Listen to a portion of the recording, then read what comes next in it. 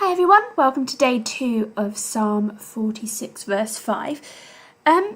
Last night I woke up at a ridiculous time, like 3 o'clock, and realised actually how powerful that message is for me. So I decided that this morning I would take a look at the whole of Psalm 46. I'm just going to read it to you. Just because actually the whole thing in context has a lot more meaning. So let me just read it to you now. Psalm 46.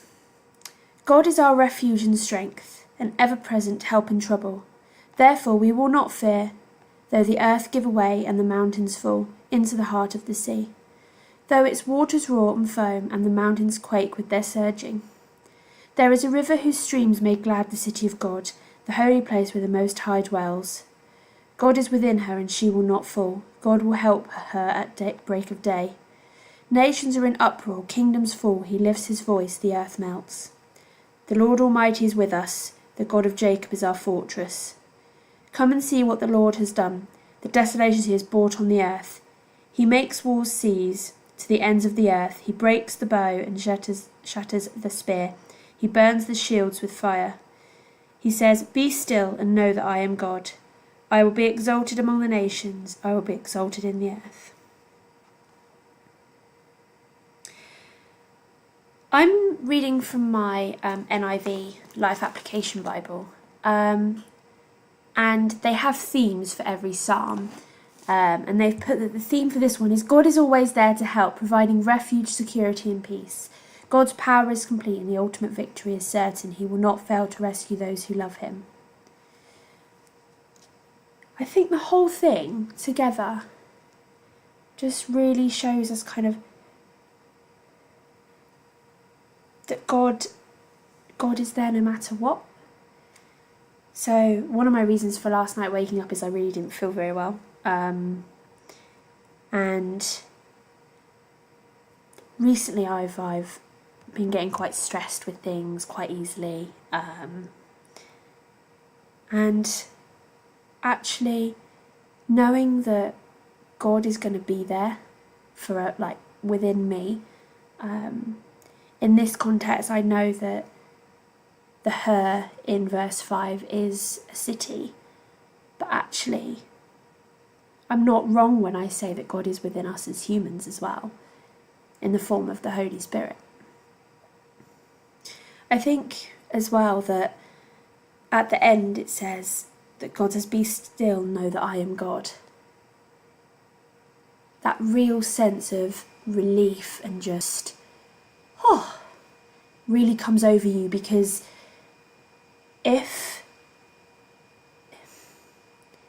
in my current situation, if that wasn't there, then I think life would be so much harder. But we have no reason to fear, we have no reason to worry, because God is there to help. God is our refuge. God is peace. God is love. God is so many things that puts us at ease. So today, for me, I'm going to take away that obviously being off today,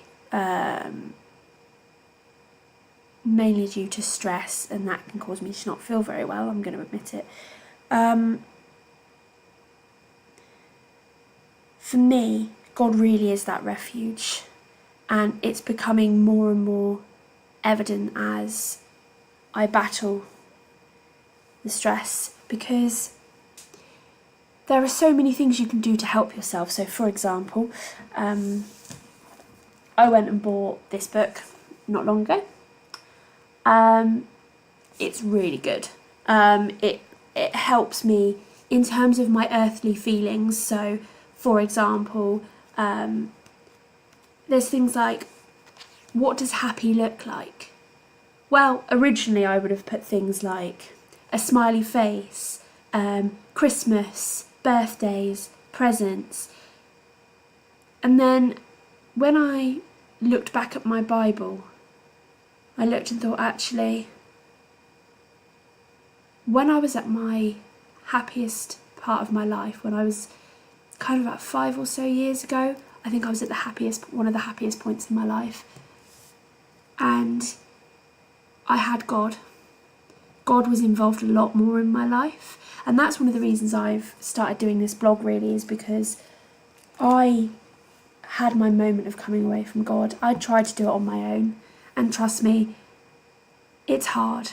Life is a struggle, and it just doesn't work. You don't feel that inner peace, you don't feel that security, you don't feel that life is worth living necessarily. I mean, I've had my happy moments since then, don't get me wrong. I've made new friends, I've spent lots of lovely times with my family. I've been through hardships, yeah, but I've met my partner, who I've been with now for 4 years, and all of those things, don't get me wrong, make me so happy. They're always there for me, and yeah, but it doesn't close that gap in my heart. It doesn't fill that hole in my heart that only God can fill. So my message for today, really, as well as this passage, you'll notice I put it on the Motivational Mondays section of the website, about being that ray of sunshine. So sometimes thinking about the world in a positive light can be so difficult, especially with everything that's going on in the world right now. Things like terrorism, and then generally just day-to-day illnesses, disease, famine. All these things can make the whole world seem so negative. But actually, so the analogy I used was, seeing the glass half empty seems a lot easier than seeing the glass half full. And I think one of my messages I want to give you today is try and see that glass as being half full. Thinking positive is so easy to say, to do, so I could quite easily say to you, think positive. But actually, if you're somebody who maybe is a bit more, thinks of themselves as optimistic or a realist, or somebody who thinks actually if they think too positively they'll feel let down. Trust me, I've been there. I know how that feels. I think maybe instead of thinking positively, thinking about things in a new light. So come away from the glass half empty, half full idea to when you see the sun shine through the trees. Let's say you're walking through a forest. As the sun shines through the trees, you only get bits of it. You only get a few rays. You don't get the whole sun in all its glory. You get a few rays here and there. And I think one of the most important things to remember is that small ray, by the time it hits the ground, covers such a huge area. So even if you are just a tiny ray, because something amazing has happened today, that can be a bigger picture. Think of the bigger picture.